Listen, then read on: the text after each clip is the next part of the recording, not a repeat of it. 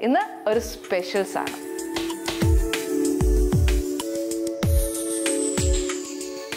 ഇനി നമ്മൾ ചെയ്യാൻ പോകുന്ന ചിക്കൻ പെരട്ടാണ്. ഈ ചിക്കൻ പെരട്ട് നമ്മൾ കഴിഞ്ഞ സീസണിൽ ഫസ്റ്റ് എപ്പിസോഡിൽ ചെയ്തിട്ടുണ്ട്. പക്ഷെ ആ ചിക്കൻ പെരട്ടല്ല ഇപ്പം ചെയ്യാൻ പോകുന്നത്. പക്ഷേ ഇന്ന് ഞാൻ ചെയ്യാൻ പോകുന്നതിൽ എനിക്ക് ചിക്കൻ പെരട്ടിൽ ഭയങ്കര സന്തോഷമുണ്ട്. അതെന്ന് വെച്ചാൽ ഇച്ചിരി സ്പെഷ്യലാണ്. ഇന്ന് നമ്മുടെ ഗസ്റ്റായിട്ട് വരുന്ന അദ്ദേഹം അത്രയും രാജ്യത്തിന് വേണ്ടി നിന്നൊരു വ്യക്തിയാണ്. അപ്പോൾ അദ്ദേഹത്തിന് വേണ്ടി സ്പെഷ്യലായിട്ട് കൊടുക്കുക തന്നെയാണ് ഇന്ന് എൻ്റെ ദൗത്യം. ഇന്ന് ചെയ്യാൻ പോകുന്ന ചിക്കൻ പെരട്ടെന്ന് ഞാൻ പറഞ്ഞു. ഇതിനാദ്യം ചിക്കൻ നമുക്ക് മാരിനേറ്റ് ചെയ്ത് വെക്കണം. അതെന്നാണെന്നറിയോ? ഫസ്റ്റ് ചിക്കൻ ഇടുക. കോഴിയുടെ അളവൊക്കെ ഞാൻ എപ്പോഴും പറയും, നിങ്ങൾ എടുക്കുന്നത് ചിലപ്പോൾ ഒരു കോഴിയായിരിക്കും. മിനിമം എൻ്റെ അളവിൽ ഞാൻ പറയുകയാണെങ്കിൽ ഒരു കോഴി തന്നെയാണ് വേണ്ടിയേ. പിന്നെ 1-2 പേരെ ഉള്ളെന്നുണ്ടെങ്കിൽ അതനുസരിച്ച് നോക്കിക്കോ. ഇതിപ്പോൾ ഒരു 10-12 കഷ്ണം കാണും. ഒരു ചെറിയ പീസാണ്, വലിയ പീസും അല്ല. ഇതിനകത്തോട്ട് കുറച്ച് മഞ്ഞൾപ്പൊടി, കുറച്ച് മുളക് പൊടി, എരിവ് കണക്കാക്കിയിട്ട്. ഇതിപ്പോൾ ഞാനിവിടെ കാശ്മീരി മുളക് പൊടിയാണ് ഇടുന്നത്. കുറച്ച് ഇഞ്ചി, വെളുത്തുള്ളി. ഇത് വെളുത്തുള്ളി ചതച്ചതാ. ഇത് നമ്മൾ 1 കിലോയ്ക്ക് എപ്പോഴും ഞാൻ പറയുന്ന പോലെ 1.5 ടീസ്പൂൺ ആണ് എങ്കിൽ മുക്കാൽ. അതായത് നമുക്ക് ഗ്രേവി ഉണ്ടാക്കണം, ഇതിൻ്റെ കൂടെ പെരട്ടാനും വേണം. ഇഞ്ചി. ഇനി ഇതിനകത്ത് ശകലം ഉപ്പ്, അതിൻ്റെ കൂടെ കുറച്ച് കറിവേപ്പിലയും പെരിഞ്ജീരകവും കൂടെ ചതച്ചിടണം. എന്നാലൊരു നല്ല മണം വരും. അതായത് പെരിഞ്ജീരകം 1 ടീസ്പൂണോ അല്ലെങ്കിൽ കോഴിയുടെ അളവ് അനുസരിച്ച് ഒരുപാട് കൂടരുത്. ഞാൻ 1 ടീസ്പൂൺ അതിനകത്ത് എടുത്തിരിക്കുന്നത്. ഈ 1 ടീസ്പൂണിനകത്ത് പട്ട, ഗ്രാമ്പൂ എല്ലാം കൂടെ മിക്സ് ചെയ്തതാണ്. പക്ഷേ നമുക്ക് വേണ്ടിയത് ഞാൻ ഈ ബാക്കി സ്പൈസസ് എല്ലാം മാറ്റി വെച്ച് പെരിഞ്ജീരകം മാത്രം ഇട്ടൊന്ന് പൊടിച്ചേച്ച് വരാം. ഇനിയിപ്പോൾ അഥവാ നമ്മൾ മേടിക്കുന്ന പാക്കറ്റിനകത്ത് ഇച്ചിരി 2 പട്ടയോ ഗ്രാമ്പോ വല്ലതും കിടക്കുവാന്നേലും കാര്യമാക്കണ്ട, അതുകൂടെ പൊടിച്ചോ. അപ്പോൾ നമ്മൾ ഇടുന്ന ഗരം മസാല ഒരു ഇച്ചിരി കുറച്ചേച്ചാൽ മതിയേ. ഇതൊന്ന് പൊടിച്ചേച്ച് വരാം. ഇങ്ങനെ ഒന്ന് ചതച്ചെടുത്തിട്ടേ ഉള്ളേ. ഇനി ഇതിനെ കുറച്ച് ഇങ്ങോട്ട് ഇടുക. ഇത് മുഴുവൻ ഇടാം, നല്ല മണമാണ്. ഇനി എന്നാ ചെയ്യാൻ പോകുന്നത്, ഞാനൊന്ന് എണ്ണ അടുപ്പിലോട്ട് വയ്ക്കട്ടെ, അല്ലെങ്കിൽ അത് ചൂടാവാൻ താമസിക്കും. ഇതിന് ശരിക്കും നമ്മൾ എടുക്കുന്ന എണ്ണ ഏതാണെന്നറിയോ? വെളിച്ചെണ്ണയാണേ. മറ്റേ സൺഫ്ലവർ, അഥവാ ഇനി സൺഫ്ലവർ ഉപയോഗിക്കുന്നതെങ്കിൽ അങ്ങനെ ആയിക്കോ, കുഴപ്പമില്ല. പക്ഷെ ഞാൻ ആദ്യം പറയുന്നത് വെളിച്ചെണ്ണ തന്നെയാണ് നല്ലത്. കുറച്ച് കൂടുതൽ വേണം, കാര്യം ഇത് വറക്കാനുള്ളതാണ്. എണ്ണ ചൂടാവട്ടെ. ഇപ്പം നമ്മൾ മഞ്ഞൾപ്പൊടി, മുളക് പൊടി ചേർത്തു, ഇഞ്ചി, വെളുത്തുള്ളി ചേർത്തു, പിന്നെ ഉപ്പ് ഒരു ശകലം ഇട്ടിട്ടുണ്ട്. ഇനി ചേർക്കാൻ പോകുന്നത് നാരങ്ങാനീര് അല്ലെന്നുണ്ടെങ്കിൽ ഈ പറഞ്ഞ പോലെ വിനീഗർ ഏതായാലും മതി. ഒരുപാട് വേണ്ട, കുറച്ച്. ഇനി ഇതിനകത്തോട്ട് കുറച്ച് റെഡ് ചില്ലി ഫ്ലേക്സ്, 50-50 ബേസിസ് ആണ്. കുറച്ച് ഇതിനകത്തോട്ടും കുറച്ച് പിന്നെ നമ്മൾ ഗ്രേവി ഉണ്ടാക്കുന്നതിനകത്തോട്ടും വേണം. ഇനി വേണ്ടിയത് ഈ ചിക്കൻ വറക്കുമ്പോൾ ഒരു മുരുമുരുപ്പ് കിട്ടാനായിട്ട് അരിപ്പൊടി ചേർക്കുക. ഇപ്പോൾ ഒട്ടുമിക്ക ആൾക്കാർക്കും ഈ എന്നാ പറയുക, ഗ്ലൂട്ടൻ ഭയങ്കര അലർജിയാണ്. അതുകൊണ്ട് മൈദ ചേർക്കണ്ട. പിന്നെ ഈ കോൺഫ്ലോർ വലിയ കുഴപ്പം വരികയില്ല, പക്ഷെ ചിലർക്ക് അതും പറ്റുകയില്ല. അതുകൊണ്ടാണ് ഞാൻ പറഞ്ഞത് അരിപ്പൊടി ആകുമ്പോഴത്തേക്ക് സേഫ് സൈഡാണ്, പേടിക്കണ്ട. പിന്നെ വേണ്ടിയത് ഒരു മുട്ട. ഇതിപ്പോൾ 10-12 കഷ്ണമല്ലേ ഉള്ളൂ, ഒരു മുട്ട മതി. ഇത് നല്ലതായിട്ടൊന്ന് ചിക്കനേൽ നല്ലതായിട്ട് അങ്ങ് ഇത് കുറച്ച് നേരം പെരട്ടി വെച്ചിരുന്നാൽ കുറച്ചുകൂടെ നല്ലതാണ് കേട്ടോ.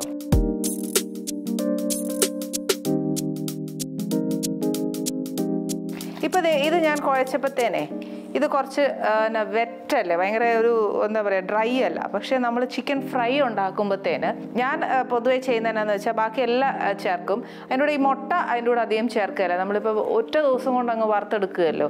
കുറച്ച് ദിവസം ഇപ്പം നാളത്തേക്കും ഒക്കെ ബാക്കി ഉണ്ടെന്നുണ്ടെങ്കിൽ മുട്ട ഇട്ടാൽ അത്ര ടേസ്റ്റ് ഉണ്ടാകും. അപ്പം ടേസ്റ്റ് അല്ല, അതിനൊരു മണം മാറും. മറ്റേ ഡ്രൈ ആയിരിക്കണം നമ്മൾ ചെയ്യുമ്പോൾ. പിന്നെ വിനീഗർ ഒഴിക്കുമ്പോഴത്തേക്ക് നമ്മൾ ഇറച്ചി കഴുകി വെക്കുകയല്ലേ, ആ സമയത്തേക്ക് വിനീഗർ ഒഴിച്ച് ഒന്ന് നല്ലതായിട്ട് എല്ലായിടവും ഇളക്കി വെച്ച് അരിപ്പില്ലേ, അരിപ്പയിൽ ഇങ്ങനെ ഊറാൻ വെച്ചേക്കണേ. അന്നേരം അതിനകത്ത് ആ എന്നാ പറയുക, ഇറച്ചി എത്ര കഴിയാലും അതിനകത്ത് ഈ ഒരു ബ്ലഡ് സ്റ്റെയിൻ ഉണ്ടാവും, അത് അങ്ങ് പോവുകയും ചെയ്യും.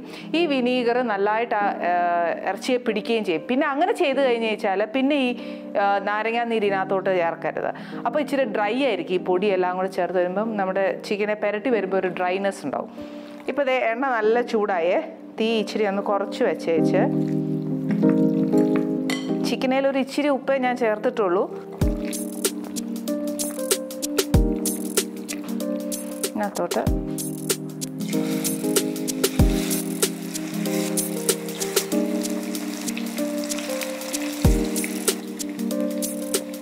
ഫ്രൈ എന്ന് പറഞ്ഞാൽ നമ്മൾ വെളിയിൽ നിന്നൊക്കെ മേടിക്കുമ്പോൾ ചിക്കൻ ഫ്രൈ അല്ലെങ്കിൽ വീട്ടിൽ നമ്മൾ ഉണ്ടാക്കുമ്പോൾ ഉണ്ടാകുന്ന ഒരു ചിക്കൻ ഫ്രൈയില്ലേ, അത്രയും മൊരിയണ്ട. ഇനിയിപ്പോൾ അത്രയും മൊരിയണമെന്ന് തന്നെ വിചാരിച്ചു. ചിലർക്ക് ഭയങ്കര ക്രിസ്പി ആയിട്ട് കഴിക്കാനായിരിക്കും ഇഷ്ടം. പക്ഷെ അങ്ങനെ മൊരിയണമെന്നുണ്ടെങ്കിൽ ആവാം. എനിക്കിപ്പോൾ ഇത്രയും മൊരിവ് മതി, അതുകൊണ്ട് ഞാനിത് നിർത്തുക. ഇതിങ്ങനെ ചെയ്താലേ നമ്മൾ അരപ്പുണ്ടാക്കുമ്പോൾ ഉണ്ടല്ലോ അത് കുറച്ചൊരു സോഫ്റ്റ് ആവത്തുള്ളൂ, മറ്റേ സോഫ്റ്റ് ആവത്തില്ല.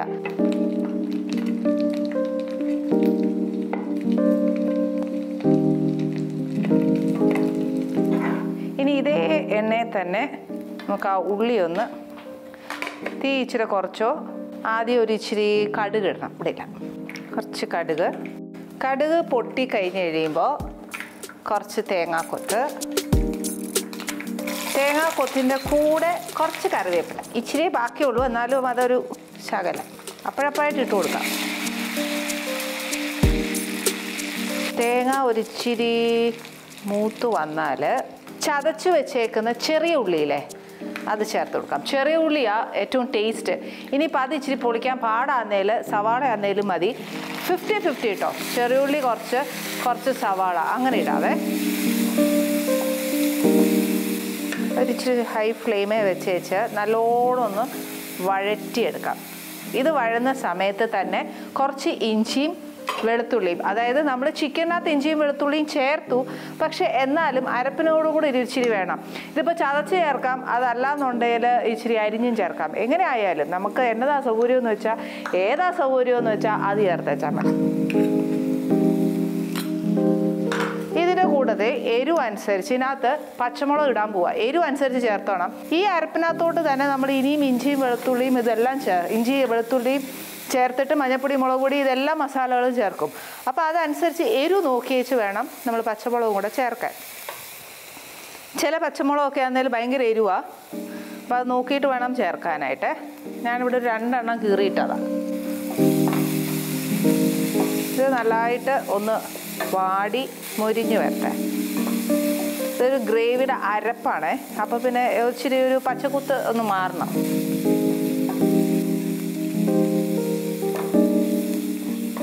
ഇതിനകത്തോട്ട് ഒരു തക്കാളി അരിഞ്ഞിടാം. അതല്ലാന്നുണ്ടെങ്കിൽ ഒരു സോസ് ചേർക്കാം. ടൊമാറ്റോ സോസ് ഉണ്ടെങ്കിൽ ടൊമാറ്റോ സോസ് ചേർക്കാം. അതല്ല തക്കാളി നമ്മുടെ കയ്യിൽ ഉണ്ടെങ്കിൽ അത്. ഇനിയിപ്പോൾ വിനീഗർ ചേർക്കാൻ പാടുണ്ടോ എന്ന് ചോദിച്ചാൽ കുഴപ്പമൊന്നുമില്ല. ഇനിയിപ്പോൾ അതല്ല തൈര് ഇഷ്ടമെങ്കിൽ അങ്ങനെ ചേർക്കാം. തൈര് പക്ഷേ ഒരു കാര്യം ചെയ്യണം, ചേർക്കുമ്പോൾ അരപ്പില്ലേ നമ്മുടെ മഞ്ഞപ്പൊടി, മുളക് പൊടിയൊക്കെ ചേർത്തിട്ട് അത് കഴിഞ്ഞിട്ട് അങ്ങ് ചേർത്തേച്ചാൽ മതി. എന്നാൽ ആ തൈരിൻ്റെ വെള്ളമെല്ലാം വറ്റി കഴിയുമ്പോഴത്തേക്ക് ആ അരപ്പ് ഒന്ന് മൂക്കും, വേറെ എക്സ്ട്രാ വെള്ളം ചേർക്കണ്ട.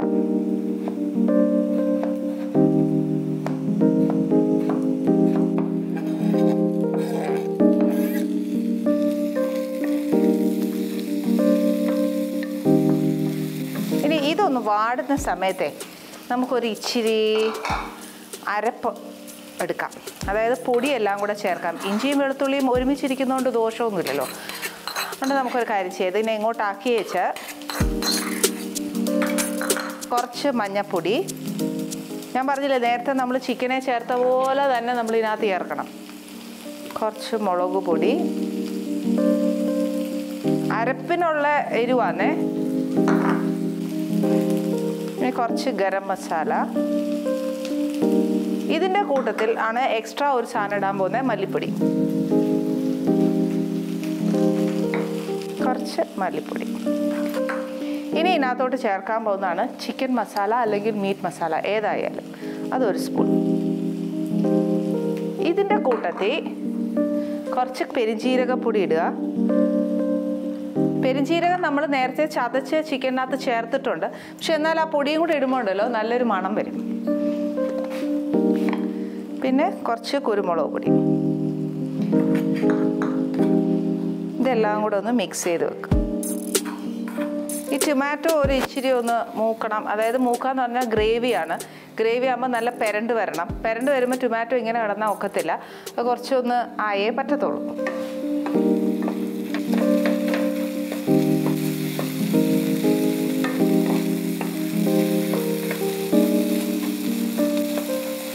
ഇപ്പോൾ ആ ടൊമാറ്റോയുടെ കട്ടി ഒന്ന് ഇച്ചിരി കുറഞ്ഞിട്ടുണ്ട്. അപ്പോൾ ഞാൻ ഈ ചേർത്ത് വെച്ചേക്കുന്ന പൊടിയെല്ലാം കൂടെ ഇതിനകത്ത് ഇടുക.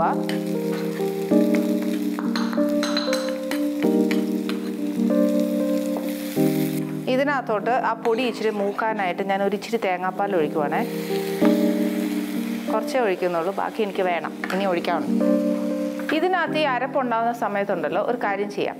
ഇതിനകത്തൊരു ഇല കിട്ടും, നമ്മൾ തിരുവനന്തപുരത്തൊക്കെ പറയുന്ന രമ്പയില എന്നാണ്, അതിന് പന്തൻ ലീവ്സ്. യെസ്, അത് പറഞ്ഞാൽ എല്ലാവർക്കും അറിയാമായിരിക്കുമല്ലോ അല്ലേ? ആ ഇലയും കൂടി ഇതിനകത്തൊന്ന് കട്ട് ചെയ്തിടുകയെന്നേൽ ഒരു നല്ല മണമാണ് വരുന്നത്. അതൊന്ന് ട്രൈ ചെയ്ത് നോക്കണേ. ഇതൊരു ഇച്ചിരി മൂത്തു.